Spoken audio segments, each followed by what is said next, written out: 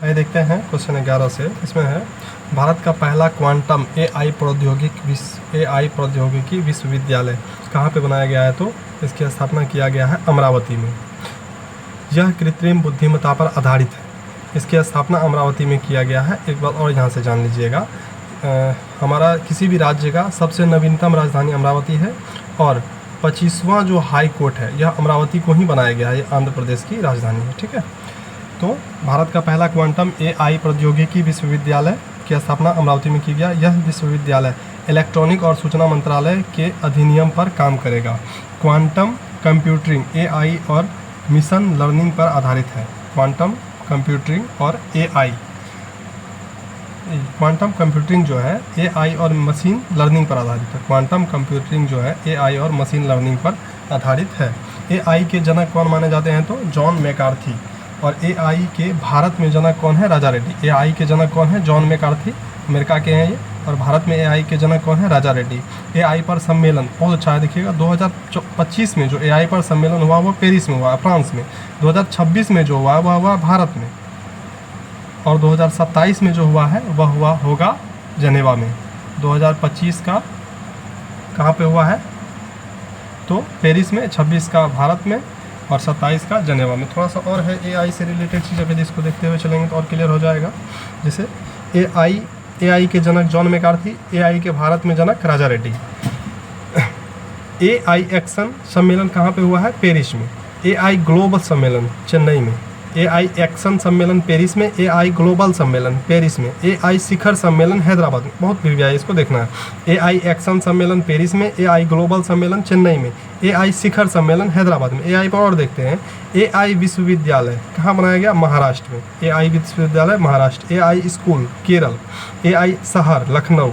AI उद्योग Lucknow. AI park Chhattisgarh में बनाया गया। एआई मंत्री डियाला अल्बानिया की है। एआई मंत्री डियाला अल्बानिया की है। एआई हब बनाया जाएगा किसको, आंध्र प्रदेश को। एक और देख लीजिए, एआई विश्वविद्यालय कहाँ पे बनाया जाएगा, महाराष्ट्र में। एआई स्कूल कर्नाटक में। एआई शहर लखनऊ। एआई उद्योग लखनऊ। एआई पार्क बनाया जाएगा छत्तीसगढ़ में। एआई मंत्री कौन है, डीएला अल्बानिया की है। और एआई हब बनाया जाएगा हमारा आंध्र प्रदेश को। चलिए आगे बढ़ते हैं, एआई खत्म हो गया। ब्रिक्स के बारे में देखते हैं। ब्रिक्स नेटवर्क यूनिवर्सिटी में शामिल होने वाला भारत की एकमात्र कृषि विश्वविद्यालय कौन है, तो Punjab agriculture university. BRICS network university में शामिल होने वाला भारत का एकमात्र विश्वविद्यालय कौन है, पंजाब एग्रीकल्चर यूनिवर्सिटी। भारत का पहला विश्वविद्यालय कौन था, तो पंतनगर पहला कृषि विश्वविद्यालय पंतनगर में है, खुला गया पंतनगर कृषि विश्वविद्यालय उत्तराखंड में। ब्रिक्स के बारे में जैसा हम लोग पीछे जान चुके हैं, ब्रिक्स की स्थापना होती है 2006 में, लेकिन इसका कार्यकाल शुरू होता है 2009 से। 2010 में इसमें कौन जुड़ता है, दक्षिण अफ्रीका जुड़ता है।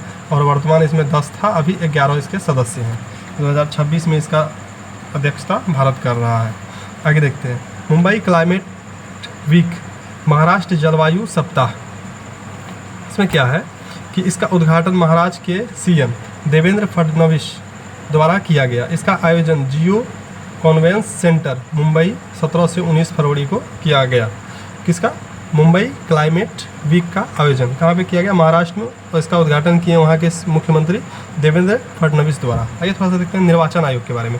निर्वाचन आयोग का 2026 में सम्मेलन, निर्वाचन आयोग का 2026 में, इसका भारत मंडपम में जनवरी 2026 में आयोजन किया गया निर्वाचन आयोग द्वारा। निर्वाचन आयोग का कोई भी अगर यदि सम्मेलन वगैरह होता है ज़्यादातर दिल्ली में ही होता है, तो भारत मंडपम जनवरी 2026 में इसका आयोजन किया गया।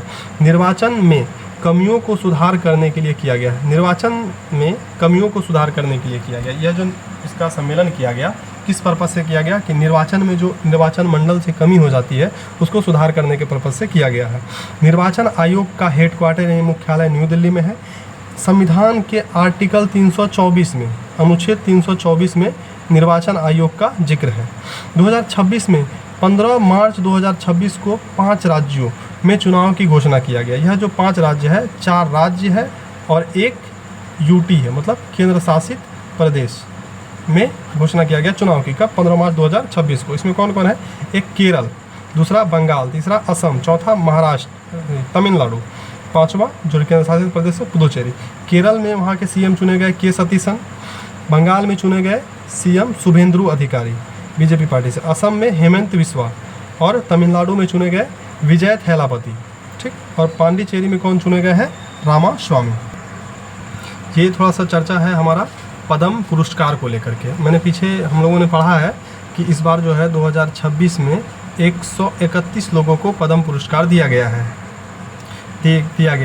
जिसमें पद्म विभूषण है 5 लोगों को, पद्म भूषण है 13 लोगों को और पद्म श्री है 113 लोगों को। तो उसमें जो पद्म विभूषण मिला है वह 5 लोगों में से कौन कौन है? नाम थोड़ा इंपॉर्टेंट हो जाता है, तो इसको हम लोग देख लेंगे। पद्म विभूषण जो दिया गया है तो पहला है KT थॉमस, N राजन, P नारायण और VS अच्युतानंद और धर्मेंद्र सिंह देवल। इन दोनों को मरणोपरांत दिया गया है, ठीक है। मरणोपरांत 2 व्यक्ति को दिया गया है। कुल 19 व्यक्ति को मेरे अंदाज से मरणोपरांत नहीं, कुल 16 व्यक्ति को मरणोपरांत दिया गया है। ये देखते हैं जीवित जड़ पुल, लिविंग रूट ब्रिज क्या है। तो इसको अगर हम लोग आसान भाषा में समझे, जो मेघालय में जिन क्षेत्रों में पानी का बहाव ज़्यादा रहता है वहाँ पे बनाया जाता है। पहले पौधा लगाया जाता है और पौधा को तिरछा किया जाता है। बहुत सारे पौधे को लगाया जाता है, पौधा को टेढ़ा कर दिया जाता है शुरुआती समय में। इस तरह भी पौधा लगाया जाता है नदी वगैरह के आसपास, और पौधा को तिरछा करके एक साथ जोड़ दिया जाता है।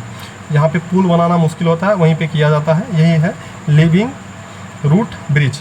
इस प्रकार के पेड़ मुख्यतः ऐसे स्थानों पर लगाए जाते हैं जहाँ सरकार द्वारा पुल बनाना कठिन हो। यह मेघालय के जनजाति क्षेत्रों में पाए जाते हैं। इसे वर्ष 2026 में यूनेस्को में शामिल किया गया। वर्ष 2026 में क्या किया गया? यूनेस्को में शामिल किया गया, इसीलिए यह वर्तमान में चर्चा में है। चलिए, 18वें भारत यूरोपीय संघ की बैठक की अध्यक्षता एंटोनियो कोस्टा और उर्सुला वान द्वारा किया गया, जो हमारे 26 जनवरी पे गणतंत्र दिवस के मुख्य अतिथि यही न थे, एंटोनियो कोस्टा और उर्सुला वान द्वारा। तो बोल रहा है 18वें यूरोपीय संघ की अध्यक्षता, यूरोप में जो 18वें यूरोपीय संघ की अध्यक्षता हुई है उसकी जो बैठक की अध्यक्षता किए हैं वो यही किए हैं एंटोनियो कोस्टा और उर्सुला वान द्वारा किया गया। अब देखते हैं, हाल ही में यूएसए यानी अमेरिका द्वारा ईरान पर आत्मघाती हमला डोनाल्ड ट्रंप के नेतृत्व में किया गया। हाल ही में किस पे? यूएसए द्वारा, मतलब अमेरिका के द्वारा किस पर? ईरान पर आत्मघाती हमला किया गया। कौन किया है? किसके नेतृत्व में? डोनाल्ड ट्रंप के नेतृत्व में। डोनाल्ड ट्रंप के बारे में जान लीजिए, यह अमेरिका का 47 नंबर का राष्ट्रपति। कितने नंबर का? 47 नंबर का राष्ट्रपति है और रिपब्लिक पार्टी से यह बना है। चलिए आगे देख लेते हैं। इसमें मार्कोनी 24वां पीएम है कनाडा के 24 नंबर के पीएम है मार्कोनी। कौन? मार्क कोनी 24वें पीएम है कहाँ के? कनाडा के। जैसे प्रधानमंत्री हमारे भारत के 15 नंबर के पीएम है, उसी तरह मार्क कोनी कनाडा के 24 नंबर के पीएम है। मार्क रूटे नाटो के हेड है। North Atlantic Treaty Organization NATO के हेड है। नाटो का आर्टिकल 5 कहता है कि हमको कोई मारेगा तो हम पूरा खानदान मिल के मारेंगे। नाटो का आर्टिकल 5 कहता है। इसमें 32 देश शामिल है। 32वां देश अनुमानतः फिनलैंड है। 32वां देश कौन है? फिनलैंड है। चलिए आगे देखते हैं। निर्यात तैयारी सूचकांक जारीकर्ता नीति आयोग। निर्यात तैयारी सूचकांक क्या है? इसको कौन जारी करता है? तो नीति आयोग। देखते हैं, वर्तमान आधार वर्ष है 2024, जारी किया गया 2026। निर्यात तैयारी सूचकांक 2024 आधार वर्ष के आधार पर 2026 में जारी किया गया। इसमें बड़े राज्यों में शीर्ष स्थान पर है महाराष्ट्र, मुंबई, और छोटे राज्यों में शीर्ष स्थान पर है उत्तराखंड। निर्यात तैयारी सूचकांक में बड़े राज्यों में शीर्ष स्थान पर है महाराष्ट्र और छोटे राज्यों में शीर्ष स्थान पर है उत्तराखंड। पूर्वोत्तर राज्यों में शीर्ष स्थान पर है, सबसे पहले है असम, उसके बाद अरुणाचल प्रदेश का नाम आता है। निर्यात तैयारी सूचकांक द्वारा 2030 तक 1 ट्रिलियन वस्तु निर्यात का लक्ष्य प्राप्त करना नीति आयोग द्वारा इसका लक्ष्य रखा गया है कि 2030 तक 1 ट्रिलियन वस्तुओं का निर्यात करेंगे। इसमें 4 स्तंभ हैं, 13 उप स्तंभ है और 70 संकेत है। किसमें? निर्यात तैयारी सूचकांक में, न कि नीति आयोग में। निर्यात तैयारी सूचकांक के 4 स्तंभ है, 13 उप स्तंभ है और 70 संकेत हैं। नीति आयोग की स्थापना किया गया है 1 जनवरी 2015 को। इससे पहले आपको पता होगा कि योजना आयोग था। योजना आयोग का गठन 15 मार्च 1950 को किया गया था। 1950 को किया गया था 15 मार्च, और 12 योजना आयोग चली है टोटल। और 12वें योजना आयोग के ही समय मोदी जी उसको समाप्त किए, योजना आयोग के स्थान पर लाए नीति आयोग को। यही देखते हैं। तो इसके फर्स्ट हेड प्रधानमंत्री मोदी जी, इसके अध्यक्ष हमेशा प्रधानमंत्री ही रहते हैं, अध्यक्ष नहीं बदलते हैं। इसके फर्स्ट अध्यक्ष थे प्रधानमंत्री मोदी जी, फर्स्ट उपाध्यक्ष अरविंद पनगड़िया जी और फर्स्ट CEO सिंधु श्री बने थे। लेकिन वर्तमान में हेड है मोदी जी, वर्तमान में इसके उपाध्यक्ष अशोक लाहिड़ी, वर्तमान उपाध्यक्ष कौन है?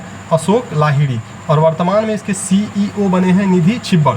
वर्तमान में उपाध्यक्ष बने हैं अशोक लाहिड़ी और वर्तमान में CEO बने हैं निधि छिब्बड़। चलिए आगे देखते हैं। इसे भारत का थिंक टैंक कहा जाता है, इसे भारत का थिंक टैंक कहा जाता है। इसके कार्य क्या है? नीति का निर्माण करना, भारत के लिए बहुआयामी गरीबी सूचकांक जारी करना, नीति निर्माण करना, भारत के लिए बहुआयामी गरीबी सूचकांक जारी करना, सतत विकास के लक्ष्यों की निगरानी करना, राजकोषीय स्वस्थ सूचकांक जारी करना, देश के आर्थिक और सामाजिक विकास के लिए रणनीति बनाना, देश के आर्थिक और सामाजिक विकास के लिए रणनीति बनाना। इसका पूरा नाम क्या है? National institution for transforming India, national institution for transforming India, Bharat राष्ट्रीय परिवर्तन संस्थान। ये देखते हैं हम लोग RBI के बारे में। RBI द्वारा हाल ही में HDFC बैंक के उप प्रबंधक के रूप में कैजाद भरूचा को पुनः नियुक्त किया गया है। अपडेट था करंट का, थोड़ा सा देख लीजिए। RBI के बारे में और जानते हैं गहराई से। तो RBI की स्थापना 1935 में होती है। 1934 का अधिनियम के तहत 1935 में RBI की स्थापना होता है। प्रारंभिक मुख्यालय 1935 से 1937 तक इसका मुख्यालय था कलकत्ता और 1937 के बाद वर्तमान तक इसका मुख्यालय है मुंबई।